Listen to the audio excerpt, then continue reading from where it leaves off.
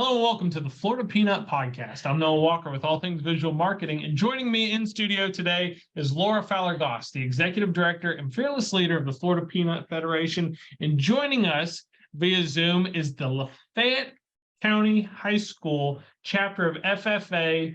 You'll see them in a minute here. If you're watching this on video, they look great. They're here. They showed up. They're ready to go. And we appreciate them being here. But joining us is Miss Avery Buchanan, Miss Delaney Deadwyler, and Miss Callie Buchanan as well from Lafayette High School chapter of FFA. So welcome, ladies. How are you? Good. All right. Thank y'all for being here this afternoon. You're all snazzed up, look quite prepared, and we expect nothing less from our friends in Mayo. You guys are on brand, which I appreciate very much. You guys got the Mayo Hornet behind you. You got the big FFA logo, and you cannot miss who you are because Lafayette is right across the front. So perfect, ladies. Well done in the setup. I mentioned in pre-conversation as well that if this was a courtroom, we would be the opposing counsel about to get absolutely railroaded because you guys have everything. You guys are ready to rock this, and I appreciate how you guys showed up. Very professional. It's a quality the FFA teaches and has taught you guys, and I appreciate it very much. So, standard. ladies, girls. I'm going to ask you each, starting on your right, to introduce yourself. Tell us just a little bit about yourself and your career in FFA, and then tell us a fun fact about yourself. Okay. Hi, I'm Avery Buchanan. I serve as our senior chapters reporter, and a fun fact about myself is that I have 7 siblings. Wow, cool. Welcome. My name is Delaney Deadwyler, and I serve as our senior chapter treasurer. And a fun fact about myself is 2 years ago, I won the Florida State Fair with my grand champion barrow. Awesome. That is awesome. And she taught me what a barrow was right right before we began this podcast, and I appreciate her very much. Yeah. All right. You, Miss Callie? Hi, I'm Callie Buchanan. I currently serve as Lafayette's senior chapter secretary. And a fun fact about myself, well, it's kind of a group fun fact, but we have all competed in the dairy judging CDE since 6th grade together. And this past October, we competed at the national level and placed 3rd in the nation. Congratulations, ladies. That is an incredible fun fact and one to be super proud of. That is Huge. It's amazing. Because there's layers and layers of these competitions. And they are intense. No, you can't understand how intense these things are. I mean, I placed second at districts years and years and years and years. Ladies, we're here. This podcast is all about celebrating FFA because it's FFA week. And so let me ask you, what does FFA mean to you? We'll start with you, Ms. Callie. FFA is an organization that promotes leadership, increases awareness of global and technological advancements in agriculture, and strengthens the confidence of agricultural students in both themselves and their work. By doing this, we are giving students the opportunity to engage in real-life experiences which will promote them in their future. The club to be in. I'm sorry about that. What does FFA mean to you, Ms. Delaney? So the club to be in at Lafayette High School is FFA. When you combine our high school and middle school chapters, we have over 150 members enrolled. At our school, National FFA Week is treated a lot like homecoming week. From chapter workshops to a muddiest truck contest, our celebrations last all week long. Hold on, what kind of truck contest? We have a muddiest truck contest. So like the junior and senior boys, they like to mud bog their trucks. So we do like a washing kit for the winter. That's awesome. It seems like you're creating work for yourself, but I'll tell you a fun fact about me is I used to visit that Lafayette County mud bog quite often just because it's nearest family land. my Yeah, I grew up eating boiled peanuts, and I even watched somebody get married in the back of a mud truck at that mud box. That's That's where I met my first boyfriend, who was not Matt Goss. So fun fact, those are cultural experiences that you can just not downplay. All right. Sorry for interrupting. Miss Avery, what does National FFA Week entail? So we kick off the week by hosting a workshop for our middle school ag students. This workshop is used to engage members and increase retention numbers. We use hands-on activities to keep our students excited about agriculture because retention involves attitude as much as activities. So what do these workshops entail? So Monday, our agenda consists of reintroducing the mission of FFA and the purpose it serves, because along with retention, one of our main goals for National FFA Week is recruitment. Our lesson will consist of our high school officers presenting a slideshow containing what the emblem represents, the meaning behind the FFA motto, and an introduction to career and leadership development events. To capture the attention of those listening, we ask questions and award those who answer correctly. This allows us to start the week off with not only a learning experience, but excitement as well. Go along About with how many students go to the workshops? We'll do it during our ag classes. So roughly like 20 students in each ag class, and we'll kind of do 2 at a time. So 40 students.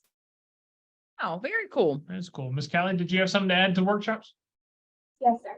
To go along with the idea of recruitment, on Tuesday, we visit our neighboring elementary school to speak with the current 5th graders. We do this with the intentions of planting a seed in those in hopes that they will join our middle school chapter in the following year. Similar to our workshop on Monday, we take this opportunity to inform those students about what the FFA means and our personal experience with the organization, such as traveling to state and national convention, attending different leadership trainings, and the hands-on experience that we get from our local ag shop. What are the ways, some of the tools and ways that you guys use to incentivize people to join? So throughout the year, we have various night meetings.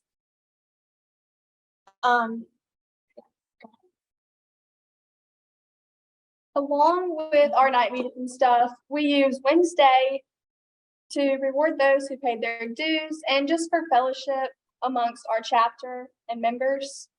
We do this by allowing our members to go to the ag shop during their lunch period and feast on a delicious meal, also known as our chapter's annual hamburger bash. We also use this day to entice new members to join FFA, as only members who pay their dues are allowed to participate. This is a great way to reward those who are hardworking and dedicated to our chapter. That's awesome. You would have had me paying my dues every time with the mention of a hamburger meal. I have an idea. Callie, you said plant a seed with the 5th graders. I'm just wondering if you would consider actually planting a peanut seed with them.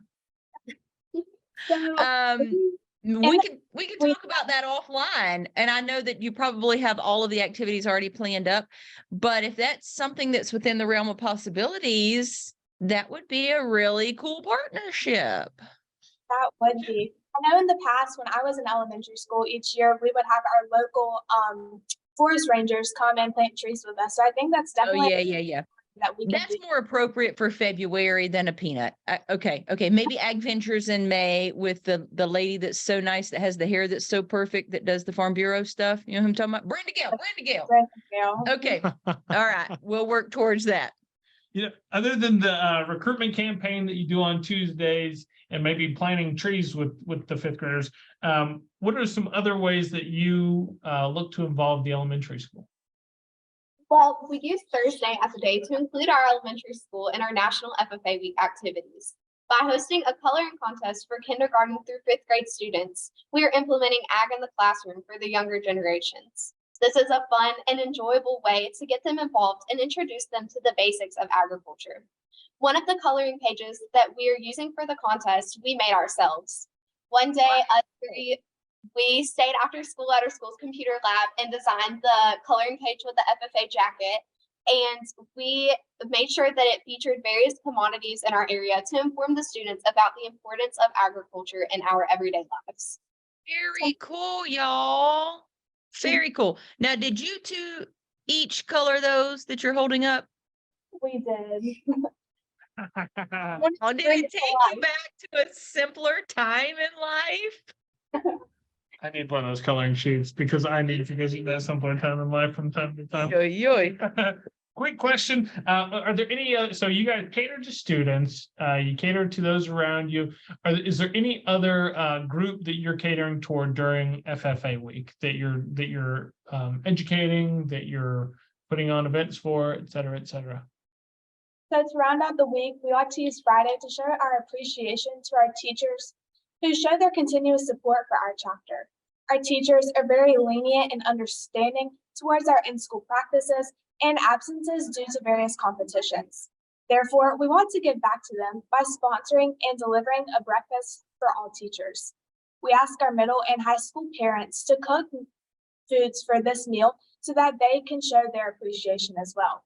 This is an effective and inspiring way to end our celebration.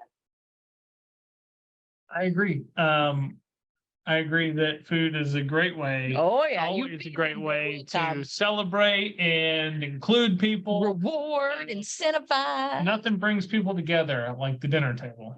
Nothing brings people together like the dinner table. And that's why agriculture is so important, because it is the very elemental brick of that whole building that brings people together at the dinner table. So, Oh man, Yeah. it's the table, it's the food upon it. yeah, Um, all included. oh my gosh, you're so witty, Noah. Wait.